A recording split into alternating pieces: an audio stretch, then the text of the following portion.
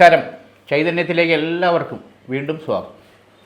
രാശി സ്ഥിതി ഫലങ്ങൾ നമുക്ക് എങ്ങനെയാണെന്ന് നോക്കാം. ആദ്യം മേടൻ രാശി. അശ്വതിയും ഭരണിയും കാർത്തിക കാലും ഉൾപ്പെടുന്ന മേടൻ രാശി. വിദേശത്ത് ജോലി ചെയ്യുന്നവരെ സംബന്ധിച്ചോളം, പ്രത്യേകിച്ച് ഈ പശ്ചിമേഷ്യൻ യുദ്ധവുമായിട്ട് ബന്ധപ്പെട്ടുള്ള ചില ത്രെഡ് ജോലിക്ക് ഭീഷണി വരും എന്നുള്ള ടെൻഷന് അല്ലെങ്കിൽ സംശയങ്ങൾ ഒക്കെ ഉണ്ടെങ്കിൽ അത് പരിഹരിച്ച് മുന്നോട്ട് അവിടെ പിടിച്ചു നിൽക്കാൻ താല്പര്യമുള്ളവർക്ക് ഒന്ന് രണ്ട് ഓപ്പർച്യൂണിറ്റി മാറി ചിന്തിക്കാനുള്ള സാധ്യത ഉണ്ട്. നിലവിൽ ഇപ്പോൾ ചെയ്തുകൊണ്ടിരിക്കുന്ന ജോലിക്ക് ഭീഷണിയൊന്നും ഇല്ല എന്നുള്ളത് സത്യമാണ്. പക്ഷെ നമ്മുടെ മനസ്സ് പല കാര്യങ്ങളിലും സംശയം, ടെൻഷൻ ഉണ്ടാകും, സ്വാഭാവികം. ഇത് ധൈര്യസമേതം നമുക്കവിടെ പിടിച്ചു നിൽക്കാനുള്ള ആർജവത്വവും നമ്മൾ നേടിയെടുത്തേ പറ്റൂ. പ്രത്യേകിച്ച് നാട്ടിലെ വീട്ടുകാർ. ശിവഭഗവാന് 11 ദിവസം ജലധാരയും പുഷ്പാഞ്ജലിയും ചെയ്തു കഴിഞ്ഞാൽ അതിൻ്റേതായിട്ടുള്ള ഈശ്വരാനുഗ്രഹം നമുക്കുണ്ടാകാനും നമ്മളെ തൊഴിലിലോ മറ്റു കാര്യങ്ങളിലോ നെഗറ്റീവ് വരാതെ ഭഗവാന്റെ അനുഗ്രഹം കിട്ടാനും സാധ്യതയുണ്ട്. അതോടൊപ്പം യൂറോപ്യൻ മേഖലയിലേക്ക് പഠനത്തിനോ തൊഴിലിനോ വിസിറ്റിംഗ് എടുത്ത് പോകാനോ അവിടെ ചെന്നിട്ട് എന്തെങ്കിലും കണ്ടെത്താനോ താല്പര്യപ്പെടുന്നവർക്ക് അനുകൂല സമയമാണ്. ആ പ്രോസസ്സ് ചെയ്താൽ UK ആയി US ആയിരുന്നാലും കാനഡ ആയിരുന്നാലും ജർമ്മനി ആയിരുന്നാലും ശരി തന്നെ 3 മാസത്തിനകത്ത് നമുക്ക് അനുകൂല സാഹചര്യം ഉണ്ടാകാനും പോകാനും പറ്റും. ദൈവാധീനം അനുകൂലമാണ്. കാർത്തിക മുക്കാല് രോഹിണി മകയിരത്തര ഇടവരാശി.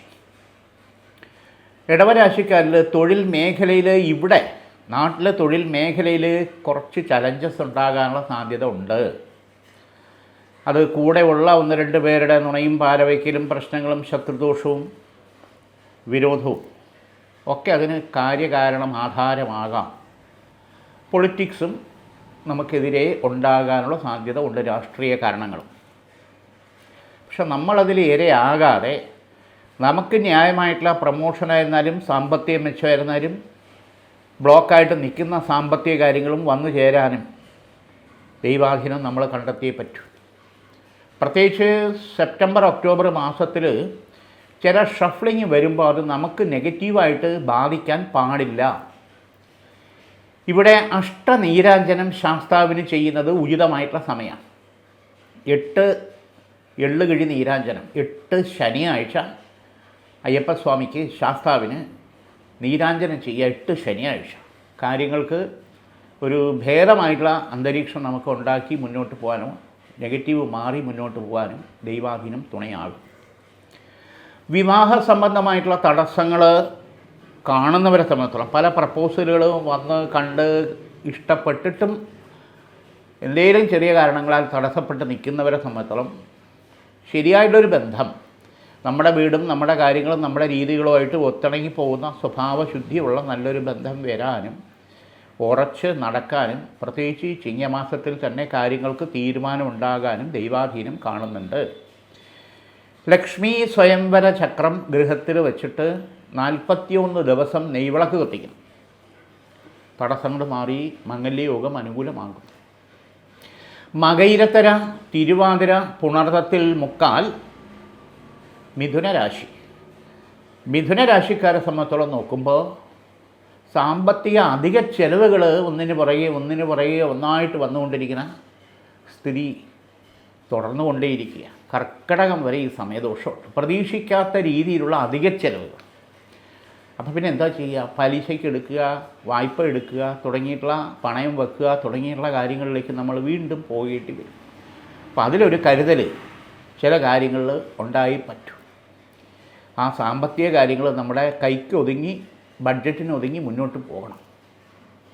ഇവിടെ മഹാലക്ഷ്മി ചക്രം സ്ഥാപനത്തിലോ ഗൃഹത്തിലോ വെച്ചിട്ട് 7 ചൊവ്വാഴ്ചയും 7 വെള്ളിയാഴ്ചയും നെയ്ദീപം കത്തിക്കുന്നത് ഉചിതമായിട്ടുള്ള സമയമാണ്.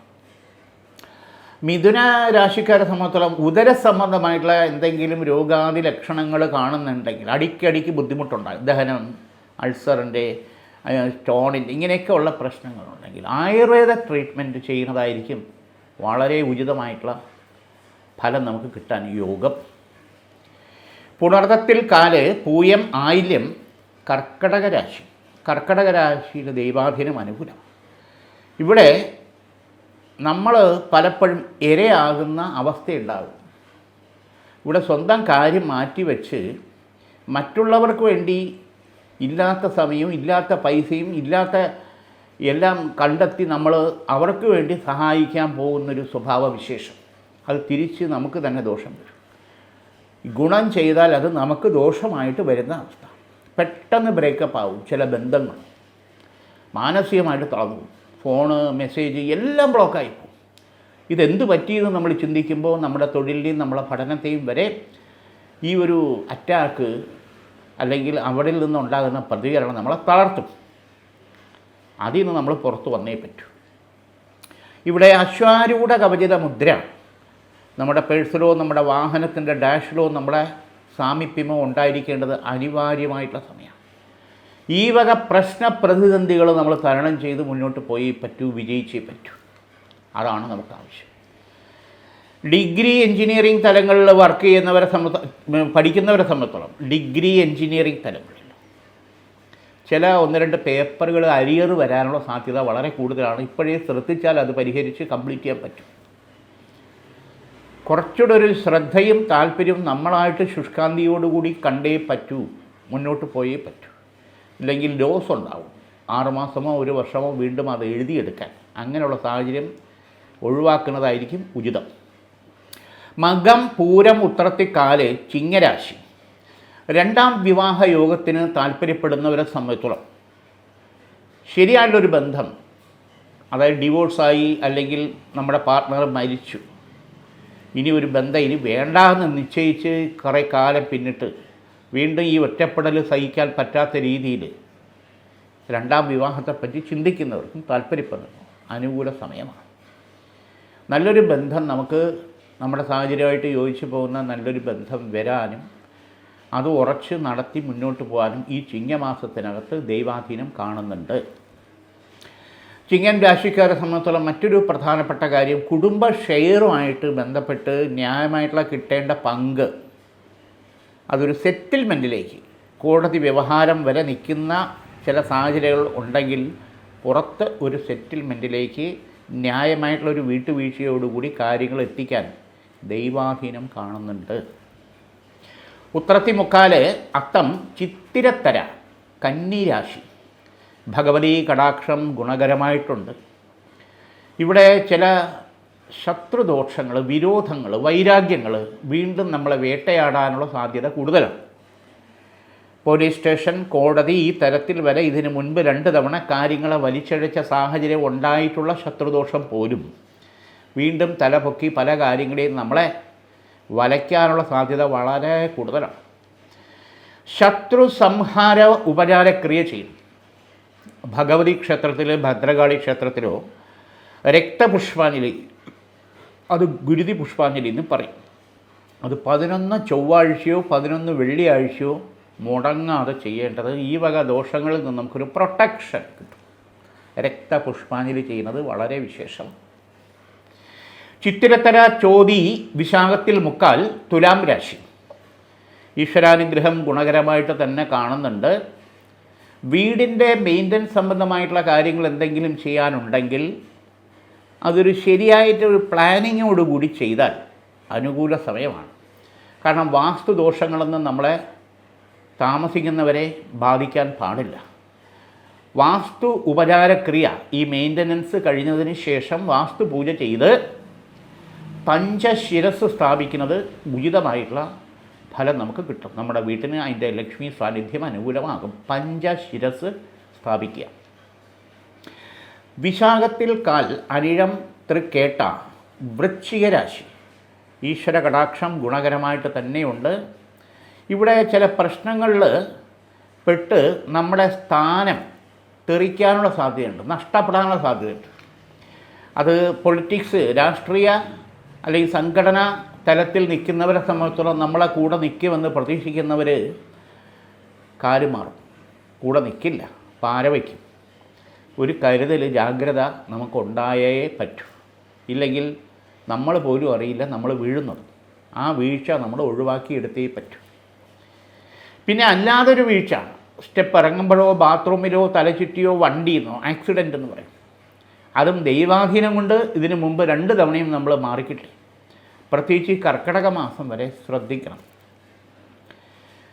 ഹൃദയ സംബന്ധമായിട്ടുള്ള അസ്വസ്ഥതകൾ, രോഗാതി ദുരിതങ്ങൾ അനുഭവിച്ച് ട്രീറ്റ്മെൻറ്റ് ഇരിക്കുന്നവരെ സംബന്ധിച്ചോളം മഹാമൃത്യുഞ്ജയ മഹാമന്ത്രം എഴുതി ശിവക്ഷേത്രത്തിൽ പൂജിച്ച് ദേഹരക്ഷയായിട്ട് ധരിക്കുന്നത് ഉചിതമായിട്ടുള്ള സമയമാണ്. മഹാമൃത്യുഞ്ജയ കവചമന്ത്രം സാമീപ്യം ഉണ്ടായിരിക്കുന്നത് വളരെ അത്യന്താപേക്ഷിതമായിട്ടുള്ള കാര്യം തന്നെയാണ്, പ്രത്യേകിച്ച് 3 വർഷത്തേക്ക്.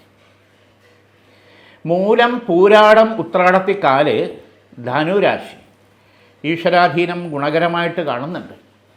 ഇവിടെ ബന്ധു വഴിയുള്ള ശത്രുദോഷവും പുറത്തുള്ള ശത്രുദോഷവും തൊഴിൽ മേഖലയിൽ, ബിസിനസ് മേഖലയിലുള്ള ശത്രുദോഷവും ഒരുപോലെ നമ്മളെ വലയ്ക്കാനുള്ള സാധ്യത ഉണ്ട്. കാരണം അവരുടേതായിട്ടുള്ള ചില സ്വാർത്ഥ താല്പര്യങ്ങൾക്ക് നമ്മൾ വീണ്ടും വീണ്ടും വഴിപ്പെടാത്തതിൻ്റെ വാശി. അതിലൊരു സ്ത്രീ ശാപം പോലെ സ്ത്രീ നിമിത്തം ഉണ്ടായിരിക്കുന്ന ശത്രുദോഷം അത് വല്ലാത്ത രീതിയിൽ നമ്മൾ വലയ്ക്കുന്നു. കാരണം ഗൃഹത്തിൽ 2 തവണ അഗ്നിദോഷം വരെ ഇതിനു മുമ്പ് തരണം ചെയ്തു കഴിഞ്ഞു. തീ മൂലം, അഗ്നി മൂലം, അത് കുക്കറിൻ്റെയോ ഗ്യാസിൻ്റെയോ ഇലക്ട്രിക് സ്വിച്ചിൻ്റെയോ വിളക്ക് കത്തിക്കുന്നിടത്തോ അല്ലെങ്കിൽ അരി വടിക്കുന്ന സമയത്തോ ഉള്ള അഗ്നി പാപദൃഷ്ടി അത് ഈ വീണ്ടും ആവർത്തിക്കാൻ പാടില്ല. ഇവിടെ അശ്വാരൂഢ കവചിത മന്ത്രം നല്ല രീതിയിൽ പൂജിച്ച് അത് കന്നിരാശിയിൽ സ്ഥാപിക്കേണ്ടത് ആവശ്യമാണ്. കലശത്തിലാക്കി തറരക്ഷയായിട്ട് കന്നിരാശിയിൽ സ്ഥാപിക്കേണ്ടത് അതിൻ്റെ നമുക്ക് അനുകൂലമായിട്ട് വരും. ഈ വക ദോഷങ്ങൾ നമ്മളെയോ വീട്ടിനെയോ ബാധിക്കാതെ മുന്നോട്ട് പോകാൻ ദൈവാധീനം തുണയാകും. ഉത്രാടത്തിൽ മുക്കാൽ തിരുവോണം അവിട്ടത്തര മകരരാശി ഈശ്വരാധീനം അനുകൂലമായിട്ട് കാണുന്നുണ്ട്. പ്രത്യേകിച്ച് +2 തലം മുതൽ ഡിഗ്രി തലം വരെ പഠിക്കുന്ന വിദ്യാർത്ഥികളെ സംബന്ധിച്ചിടത്തോളം പലതരത്തിലും അലസത, മന്ദത കാണുന്നുണ്ട്.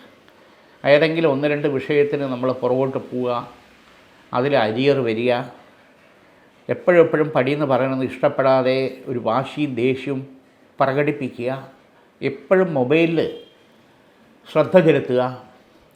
പെൺകുട്ടികളെ സംബന്ധിച്ചോളം ഭക്ഷണം നേരെ കഴിക്കാതിരിക്കും, വണ്ണം വയ്ക്കും എന്നുള്ള പേടി കൊണ്ടോ, മുടി കൊഴിഞ്ഞാൽ സങ്കടം, ഏതെങ്കിലും ഒരു ഫ്രണ്ട് പിണങ്ങിയാൽ അന്നത്തെ ദിവസം ആകെ വാടിയിരിക്കുന്ന അവസ്ഥ.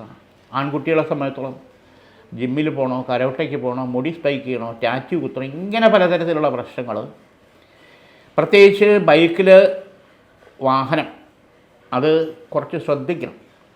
നമുക്ക് ലൈസൻസ് കിട്ടിയവരെ സംബന്ധിച്ചോളം പ്രശ്നമില്ല, ഇല്ലെങ്കിൽ അത് നിയമപ്രശ്നങ്ങളിലേക്ക് വരെ നമ്മളെ കൊണ്ടെത്തിക്കും. അപ്പോൾ ആ വക കാര്യങ്ങളൊരു ശ്രദ്ധ വേണം. അതോടൊപ്പം സുദർശന യന്ത്രം ആൺകുട്ടികളെ സംബന്ധിച്ചോളം വിദ്യാസൂക്തവും കൂടി ജപിച്ച് സുദർശന യന്ത്രം കിട്ടിയാൽ ധരിച്ചാൽ നല്ല ഫലം ഉണ്ടാകും. പെൺകുട്ടികളെ സംബന്ധിച്ചോളം ശ്രീ രാജരാജേശ്വരി കവചിത യന്ത്രം വിദ്യാമന്ത്രവും കൂടി ചേർത്ത് ധരിക്കുന്നത് ഉചിതമായിട്ടുള്ള സമയമാണ്. അതിൻ്റേതായിട്ടുള്ള മാറ്റം നമ്മളോടൊപ്പം ഉണ്ടായിരിക്കുന്ന പലരും നല്ല റിസൾട്ടുമായിട്ട് മുന്നോട്ട് പോകുമ്പോൾ തീരെ പുറകോട്ടോ താഴോട്ടോ വരുന്ന സ്ഥിതി ഇനിയും ഉണ്ടാകാൻ പാടില്ല. അതിനുള്ള ശുഷ്കാന്തിയും ഒരു പ്രാർത്ഥനയും നമ്മുടെ മനസ്സിൽ, നമ്മുടെ പ്രവൃത്തിയിൽ ഉണ്ടായി പറ്റൂ. ഇവിടെയാണ് ഗുരുത്വം അല്ലെങ്കിൽ ദൈവാധീനം നമ്മൾ തന്നെ തേടി ചെല്ലേണ്ടത്. കൃഷ്ണസ്വാമി ക്ഷേത്രത്തിൽ പതിവായിട്ട് ദർശനം നടത്തുക.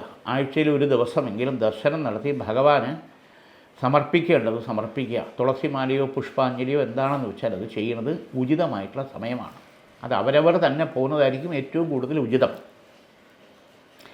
അവിട്ടത്തര ചതയം പുരുരുട്ടാതി മുക്കാൽ കുംഭരാശി. കുംഭരാശിക്കാരിൽ ദൈവാധീനം ഗുരു തുല്യമായിട്ടുള്ള അനുഗ്രഹവും ഉണ്ട്. ഇവിടെ യാത്രാ സംബന്ധമായിട്ടുള്ള കാര്യങ്ങൾ, പ്രധാനപ്പെട്ട മീറ്റിങ്ങിനോ അല്ലെങ്കിൽ ഡിസ്കഷനോ പോകുന്നതിന് വേണ്ടിയിട്ട് തിരഞ്ഞെടുക്കേണ്ടത് ഗുരുവിൻ്റെയും ബുധൻ്റെയും കാലഹോരാ സമയത്ത് പോകുന്ന ലക്ഷ്യം നമുക്ക് അനുകൂലമായി കിട്ടാനും വിജയിക്കാനും ദൈവാധീനം കാണുന്നുണ്ട്. വാഹന സംബന്ധമായിട്ടുള്ള ചേഞ്ച് താല്പര്യപ്പെടുന്നവർക്ക് മാറ്റി വാങ്ങിക്കാനോ പുതുതായിട്ടുള്ള വാഹനം വാങ്ങിക്കാനോ അനുകൂല സമയമാണ്. കായികപരമായിട്ടുള്ള മത്സരാർത്ഥികളെ സംബന്ധിച്ചോളം നല്ല ഓപ്പർച്യൂണിറ്റിയിൽ വിജയിക്കാനും കഴിവ് തെളിയിക്കാനും ദൈവാധീനം തുണയായിട്ടുണ്ട്.